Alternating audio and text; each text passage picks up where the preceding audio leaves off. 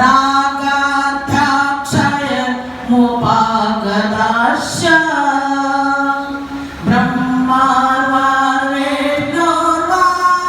हरोचिनो वा नमस्तास्मै हरोचिनो वा नमस्तास्मै। दिया जिन्होंने इस वाणी में वीणा का सरगम लगा, विनय भाव से मां पद्मा के चरणों में करती कोटि सह प्रणाम। विनय भाव से मां पद्मा के चरणों में करती कोटि सह प्रणाम, करती कोटि सह प्रणाम। प्रभु के चरणों में वंदन, गुरु चरणों में वंदन। मुनिराज श्री एवं सभी साध्वी वृंद एवं मां के प्यारे भक्तों, आज नवाणु यात्रा का अनुपम दिवस, पूर्णिमा दिवस। आहा, क्या आनंद आ रहा है। मैं अपनी जिंदगी में पहली भाव यात्रा की, अभी तक वो यात्रा नहीं हुई, लेकिन किसी कारण से नहीं हुई। मैंने सोचा जब भी एक यात्रा करूंगी, नवाणु की यात्रा एक बार जरूर करूंगी। मैं इस समय मां पद्मा की ओर से ढेरों ढेरों ढेरों आशीर्वाद मैं भ्राताश्री ओम भाई को देना चाहूंगी, क्योंकि इनकी वजह से मेरी जिंदगी का जो एक सपना था, भाव यात्रा हो गई, भाव यात्रा हो गई। अब आप कहेंगे कि शत्रुंजय की भाव यात्रा वो होती है, ये कोई यात्रा है क्या? मैं नहीं मानती, क्योंकि हम भाव में जाते हैं। अगर भाव से परिपूर्ण यात्रा करते हैं उसको नवाणु यात्रा कहते हैं। अगर वहां चढ़े और भाव नहीं हो तो क्या नवाणु होगा?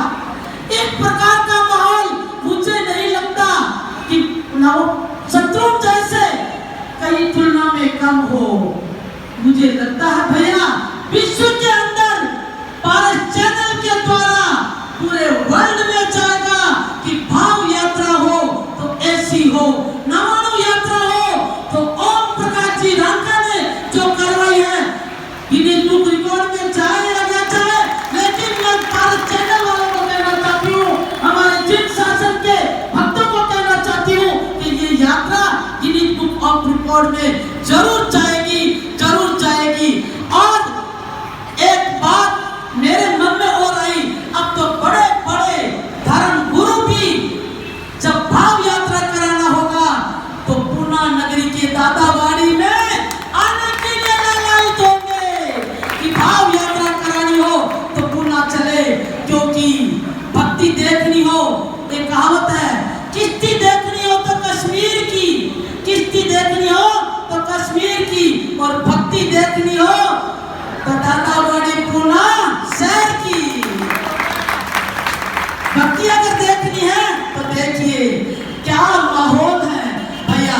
सबसे पहले मैं आपकी मातोश्री को प्रणाम करूंगी, जहां कहीं भी वो आत्मा है, क्योंकि एक हमारी मारवाड़ी कहावत आती है, पुत्र जने तो ऐसा जन जैसा सूरवीर, नहीं तो रेचे बांझड़ी क्यों गवावे नूर। पुत्र अगर किसी को पैदा करना है तो हमारे ओम भैया जैसे करे।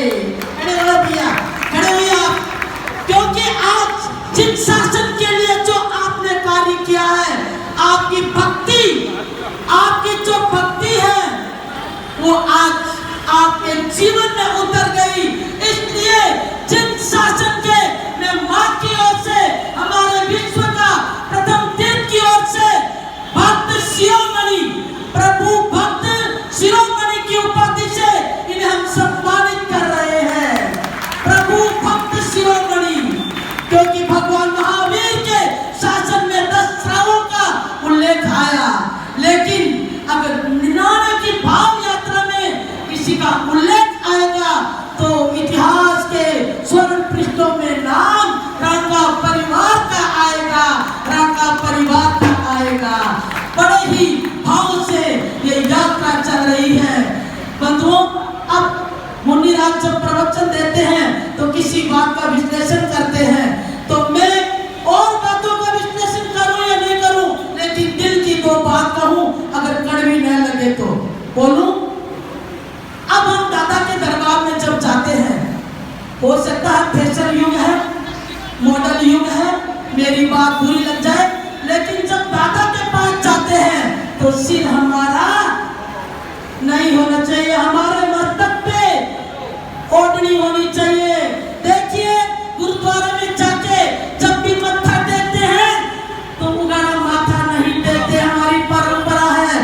जब आप बेटी से बहू बन के आते हैं, चाहे सलवार सूट हो चाहे जींस हो, लेकिन उस समय तो माथा ढक के आएंगे।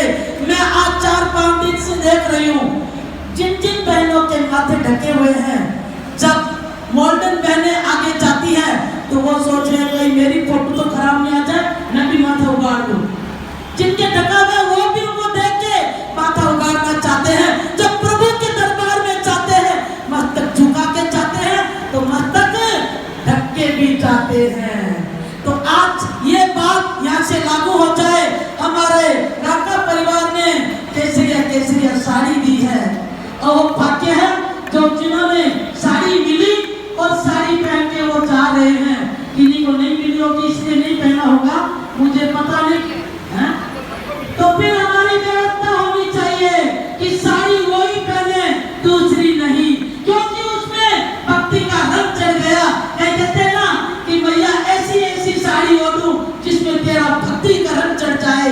तो जो सोच समझ के केसरिया साड़ी आपको मिली और अगर आप नहीं पहनो तो ये आपका दुर्भाग्य है। मैं एक भाई को यहाँ ऊपर खड़े करना चाहूंगी, 376 नंबर है उनके हाथ में एक पट्टा बंधा हुआ 376। हाँ खड़े हुए। देखिए कल हमारे राका साहब ने कहा था कि हाथों में मेहंदी होनी चाहिए, और उनके भाइयों के भाई के भी 10 अंगुली में मेहंदी है, और उसके बाद भी वो नृत्य करते हुए नाचते नाचते प्रभु भक्ति करते हैं। और कई बहनें तो पता नहीं जबरदस्ती उनको लाके यहाँ खड़ा कर दिया हो और जाना पड़ रहा है। मुंह खाली फोटो के लिए नहीं, मुंह हंसाना नहीं, हंसते रहना फोटो के लिए नहीं। प्रभु की आंखों में कैमरे लगे हुए हैं, देखिए उनके नए देखिए कैमरे फिट है और हमारी तस्वीर वो खींची जा रही है। अब प्रभु के दरबार में बैठे हैं तो क्या कहना, जिंदगी जब तक रहेगी फुर्सत में होगी कार्य से, हमें अब ऐसा समय निकालना है जो हमें सिर्फ भक्ति करनी है, भक्ति करनी है। क्योंकि किसी कवि ने ठीक ही कहा है, जिंदगी केवल ने सांसों का खजाना, जिंदगी केवल ने सांसों का खजाना, और जिंदगी केवल ने जीने का बहाना, जिंदगी केवल ने जीने का बहाना।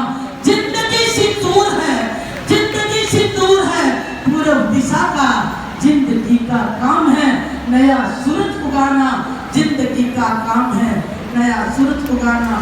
तो हमारी जिंदगी का एक लक्ष्य है कि नया सूर्य उदय हो, नया सूर्य उदय हो। क्योंकि 4 दिशा में एक ही दिशा ऐसी है, पूर्व दिशा, जो पुत्र रत्न को पैदा करती है, पूरे संसार के अंधकार को नष्ट कर देती है। तो ऐसी भक्ति होनी चाहिए हमारे दिल में, ऐसी भक्ति कि हमारा एक जीवन बदल जाए, जीवन बदल जाए। मुझे तो चमत्कारों के बारे में कहे भैया तो सबसे बड़ा चमत्कार तो मैं बैठी हूँ, बिना एसी के मैं 5 मिनट बैठ नहीं सकती, क्योंकि मैं हार्ट पेशेंट हूँ। बिना एसी के 5 मिनट नहीं रहती, और उस समय मैं यहाँ बैठती हूँ। दूसरी क्या, मैं नीचे बैठ नहीं सकती, नीचे मैं बैठ नहीं सकती जमीन पे। और यह प्रभु भक्ति में ऐसा लगता है पूरा दादा वाड़ी में भैया श्री ने ऐसी कर दी, और ठंडी ठंडी बाहर आती है। और विशेष क्या, जब नीचे बैठते हैं तो ऐसा लगता है कि डाल का गद्दा ये लगा हुआ है और आराम से भक्ति कर रहे हैं, चढ़ रहे हैं, उतर रहे हैं। मैं तो आपको पुनः पुनः आशीर्वाद देना चाहूंगी कि आपकी वजह से मेरी 99 की यात्रा हो रही है, इससे ज्यादा मेरा और क्या नसीब होगा। और उसके बाद में हमारे कीर्ति महाराज जब सजाए कराते हैं और इधर से चैत्य वर्णन कराते हैं तो क्या आनंद आता है। और उससे भी ज्यादा मैं जिनके पास में बैठी हूँ अरहत ज्योति, और जब वो मंद मंद ऐसे तो मुखर होकर के गा नहीं सकती, माइक में कुछ परंपराएं हैं, लेकिन वहां से बैठी बैठी गाती है तो मुझे लगता है शत्रुंजय की तलहटी में और उस प्रभु के परमात्मा शत्रुंजय के उस नंदन वन में मीठी मीठी कोयल गूंज रही है, कानों में ऐसी ऐसी मधुर आवाज आती है तो उनकी और वृद्धि हो और आगे प्रसिद्धि हो।